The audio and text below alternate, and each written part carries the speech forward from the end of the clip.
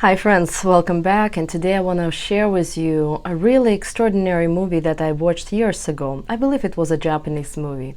It's about a teenager, a young adult, who created a scam where he was throwing stones at the cars that were running fast on the highway. And so the cars would go in a crash, and while people inside of the car were dying, he would grab all of their gadgets, phones, computers, and money. And he was doing that over and over and over again until he got caught. But his parents decided to help him so he won't be punished and go to jail. And instead they sent him to monastery.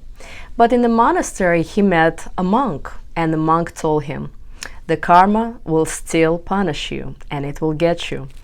And so this young man asked, "So what should I do for a karma not to get me?" He said, "I'm not sure that the karma not gonna get you, but you can go to the desert and stay there 24 hours and test your karma." So this young man said, what a big deal. I'm gonna go there tonight. And so when he went there at night, a big storm began with the strong wind, and the stones, the big size, the small size, will start throwing at him with the same speed he was throwing the stones at the cars.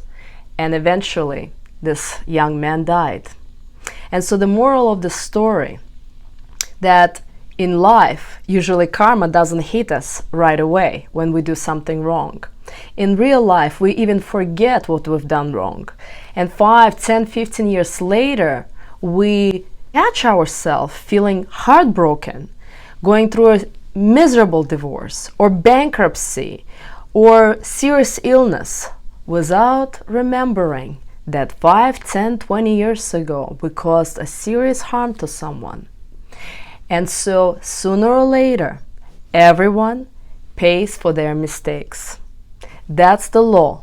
We cannot go against this law.